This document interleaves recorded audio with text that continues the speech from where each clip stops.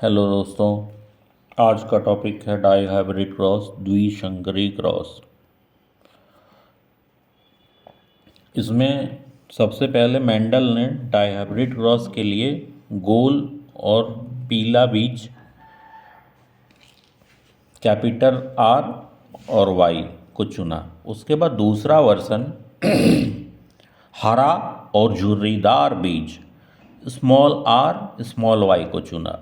तो जब उन्होंने इसको क्रॉस कराया तो पाया कि F2 पीढ़ी का जो फेनोटाइप होता है 9331 होता है और F2 पीढ़ी का जीनोटाइप 121 242 या 121 ऐसे होता है।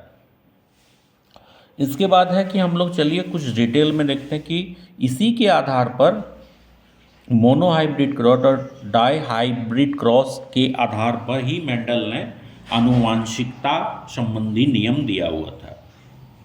तो देखिए कि आनुवांशिक संबंधी नियम जो है, जो पहला नियम दूसरा नियम मोनोहाइब्रिड क्रॉस पे दिया था, जबकि तीसरा नियम जो है डाई हाइब्रिड क्रॉस पे दिया हुआ था। तो सबसे पहले देखते हैं कि पहला नियम क्या है कि लॉ ऑफ डोमिनेंस, प्रभाविकता का नियम।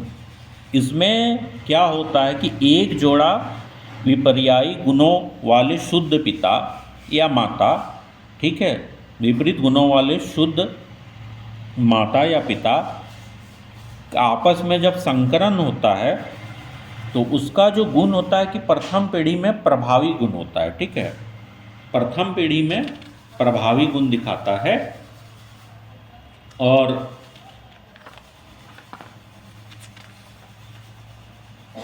अप्रभावी गुण जो है वो छिप जाता है। लेकिन यहाँ पे क्या है कि प्रथम पीढ़ी में प्रभावी गुण दिखाता है और अप्रभावी गुण द्वितीय पीढ़ी में दिखाता है। ठीक है, यह है वो नियम। दूसरा नियम है लॉ ऑफ सेग्रीगेशन, पृथक्करण का नियम। इसमें क्या होता है कि जीनों का दोनों जोड़ा, जीन का दो जोड़ा होता है, युग्म बनाते हैं और उसके बाद पृथक हो जाते हैं। एक कारक ही किसी एक युग में पहुंचता है, मतलब एक कारक जो है किसी एक युग में पहुंचता है। यह है सेग्रीगेशन का नियम। अगला है law of dominance, law of independent assortment, sorry. ये क्या है कि दो विपरीत लक्षण वाले पौधे का जब संकरण होता है कि दो पौधे हैं तो वो विपरीत लक्षण वाले हैं, ठीक है, उनका जब संकरण होगा तो दोनों लक्षणों का पृथक्करण स्वतंत्र रूप से होता है, कि दोनों का जो लक्षण है उसका सेग्रीगेशन जो होता है वो इंडिपेंडेंट रूप से होता है। ये है तीसरा नियम। इससे रिलेटेड हम लोग कुछ इम्पॉर्टेंट फैक्ट्स देखते हैं जो एग्जाम पॉइंट्स ऑफ व्यू से बहुत ही इम्पॉर्टेंट हैं। क्या है कि जेनेटिक शब्द किसने दिया? तो वाटसन ने 1905 में दिया था। अब हम लोग देखते हैं कि हमने जो जिक्र किया था कि फेनोटाइप्स और जेनोटाइप्स क्या और एलील्स क्या होता है, तो वो देखते हैं कि फेनोटाइप्स क्या होता है। तो फेनोटाइप्स है कि जीवधारी लक्षण प्रत्यक्ष रूप से जो दिखाई देता है, किसी जीवधारी में जो लक्षण प्रत्यक्ष रूप से दिखाई देता है उसको फेनोटाइप्स कहते हैं। और जेनोटाइप्स क्या होता है कि जीवधारी के आनुवांशिक संगठन, जीवधारी का जो आनुवांशिक संगठन होता है वो कहलाता है जीनोटाइप्स। और एक टर्म हमने पढ़ा था एलील्स। एलील्स क्या होता है कि एक ही गुण के विभिन्न विपर्यायी रूपों को प्रकट करने वाले लक्षण कारक। एक ही गुण के विभिन्न, मतलब एक गुण है उसका विभिन्न विपर्याय रूप जो है उसको प्रकट जो करता है उसका लक्षण का कारक को एलील कहते हैं। यहाँ हम लोग डाईहाइब्रिड क्रॉस के बारे में देखेंगे। डाईहाइब्रिड क्रॉस जो है उसका डायग्राम फिगर हम लोग देखेंगे। ठीक है,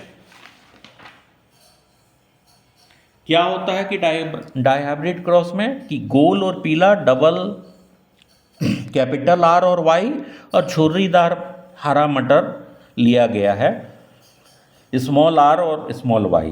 तो यहाँ पे जब पॉलिनेशन होता है तो आर आर और आर वाई, ठीक है, गोल पीला संकर F1 में होता है। F2 में हम लोग जब जाते हैं तो सेल पॉलिनेशन होगा, गोल और पीला, गोल पीला, ठीक है, और एक नर युग्मक और एक मादा युग्मक। यहाँ पे हम लोग देखते हैं कि 4 भाग में डिवाइड हो गया दोनों तरफ से। तो यहाँ पे रेशियो हम लोग देखते हैं कि क्या आता है। तो पहला में देखिए शुद्ध आर आर वाई वाई है, दूसरा में अशुद्ध आर आर वाई वाई है, तीसरा में अशुद्ध आर आर वाई वाई है। इसी तरह ये ट्रेंड चलते रहता है।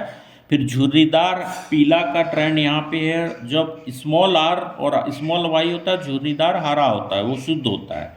ठीक है, तो ये क्या होता है कि किसी हम लोग देखते हैं कि नहीं कि किसी माता पिता में जीन में किसी का नाक मिल रहा है, पिता का, माँ का मुंह मिल रहा है, उसी तरह मिक्सअप। और एक होता है कि कभी कभी होता है कि पूरी तरह का फादर का कॉपी लगेगा या माँ का कॉपी लगेगा, उसको हम लोग शुद्ध बोलते हैं। और अशुद्ध में क्या होता है कि दोनों में मिक्सअप होता है कि कोई कोई गुण आ गया है, कोई कोई गुण छूट गया है, इसी तरह। ठीक है, तो वही डायग्राम में यहाँ पे दिखाया गया है, जो कि आप लोग देख के समझ सकते हैं। Thanks for watching.